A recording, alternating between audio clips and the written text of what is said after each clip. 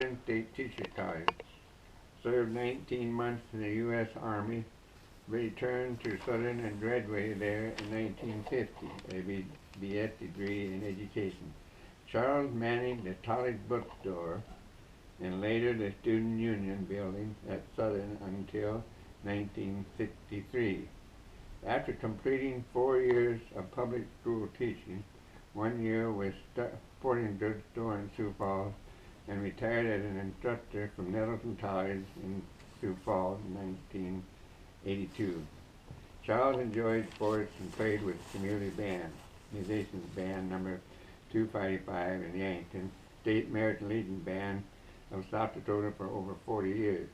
His pastime was listening to music. Charles married Linda Fisher, Kurtz of Delmont, in 1978. They resided in Sioux Falls until his death, which was he was truly thankful for music and good food. I'm still alive, but Charles was a member of the United Church of Christ, the American Legion, Siouxland Chapter of Ex-Prisoners of War, life membership of disabled American veterans, Sergeant was in charge of the Birdland Center for Seniors. Charles died on, so on and so forth.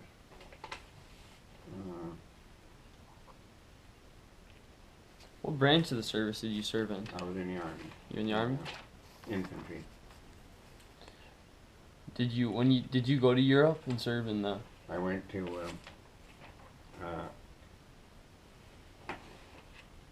I found you had to have 6 draftees for that month, so I went from New York City to Marseille, France, and at Marseille, France, we were given equipment for being in the infantry, being up on the front line, and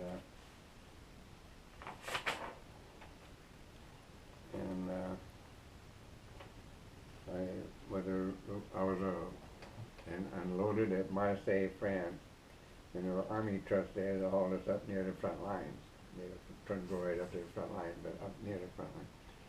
So I was there for 1944 on January 31st, April.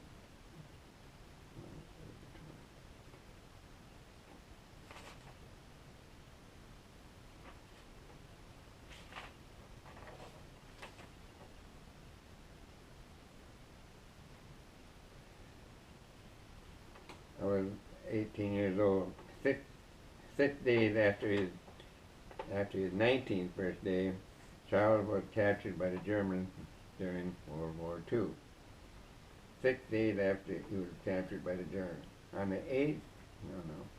the night of November 28, 1944, Charles Dawes was with the 103rd Infantry with the 7th Army and been in Germany for just over a month. I've been there over a month.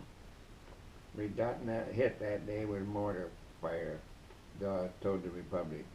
I was a replacement, and we were heavily hit that night. Dawes, 88, okay, my age is 80, I'm 90 now.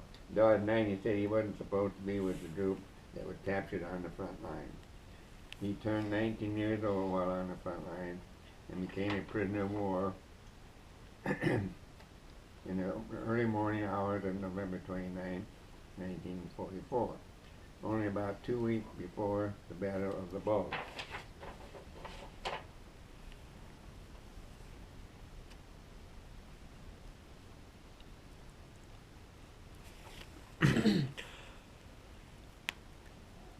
Do you recall any of your first days in service?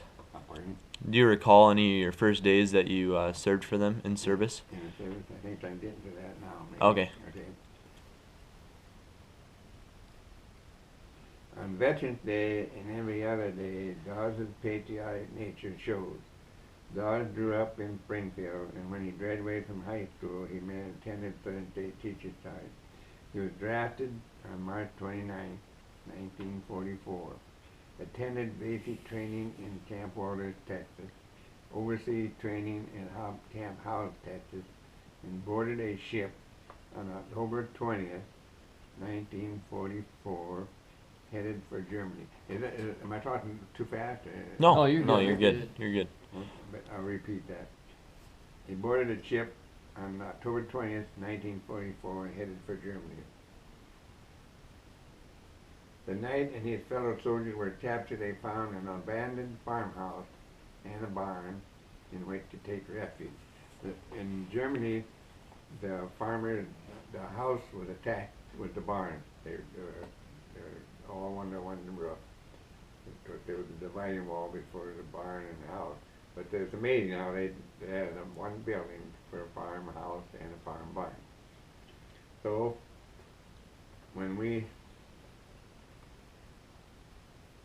the night he and his fellow soldiers were captured, they found an abandoned farmhouse and a barn in which to take refuge.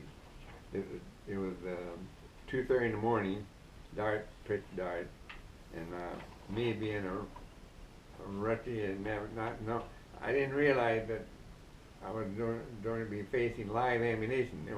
They wouldn't shoot blanks over there, they were shooting live ammunition. Right. So how nervous I must have been, how scared I must have been, I don't know.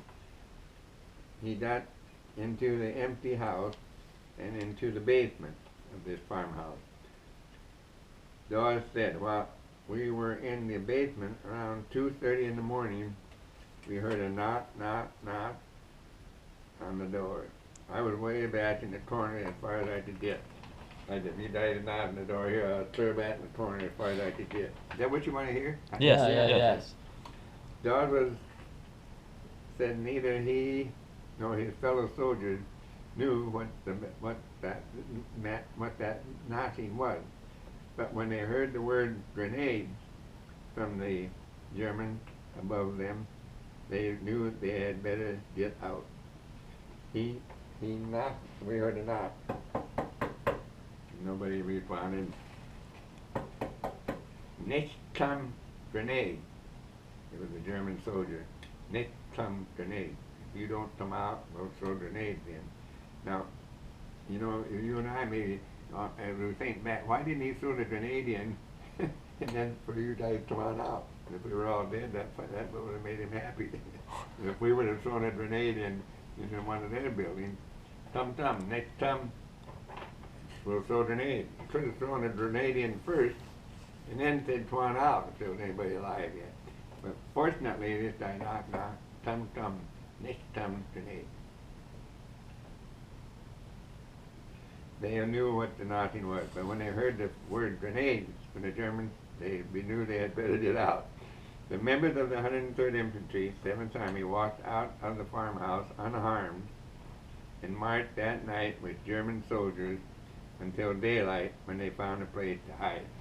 Okay, we opened the door, and outside there was two columns. You lead one column, you're the other column.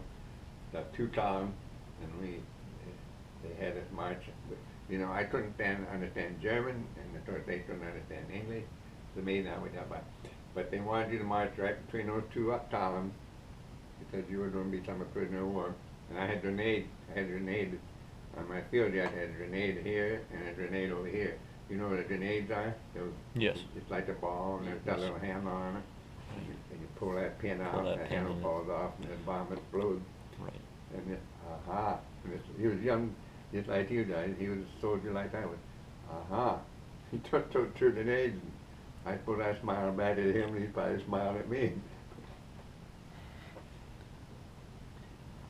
But when they heard the word grenade, the Germans above them, they knew they had to get out. So we marched out of the farmhouse unharmed and marched that night with German soldiers until daylight, when they found a place to hide. The Germans,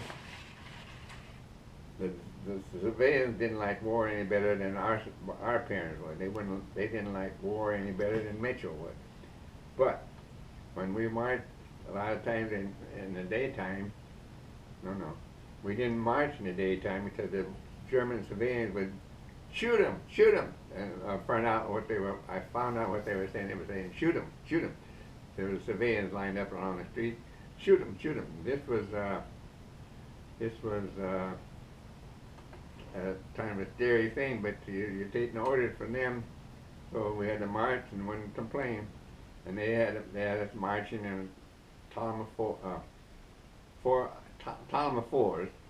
That's what I want to say. Column of twos, but it wasn't. It was column of fours. And the German guards had rifles hanging on their shoulders. And the civilians were walking along here, and they'd shoot him, shoot him. So many civilians were mad at us that the civilians would say, shoot him. They'd just as soon have us shot, Dawes said. However, the Americans didn't want American POWs shot. However, the Germans didn't want American POWs shot. So they found empty buildings in which to hide us. It was also evident that the Germans didn't want the American POWs killed because it's buried at the camp or huge red crosses on the roof. The roof of the buildings in this POW camp had a huge red cross sign like this, plus. It was painted on the roof of the building. That was the American Red Cross. What did they want that for? Because the Americans, and if you're in the Air Force, you drop bombs, and they just figured drop bombs on them. Okay, that detail on the top of the roof, that was a League of Nations agreement not to bomb buildings with the Red Cross sign. So the Germans didn't bomb buildings with the Red Cross sign. So they found empty buildings in which to hide us. So, like that. During the daytime, like I said, the German civilians were mad at us. Couldn't blame them. What are you guys doing over here in the first place? Well, the reason we were there was that Germany attacked Pearl Harbor and bombed Pearl Harbor. That started the war, so we went over there. And it wasn't our idea, it was the government's idea. So they didn't want the American POWs killed because the barracks at the camp were with red crosses on the roof. Dawes said the Germans never did explain why they didn't want the POWs dead.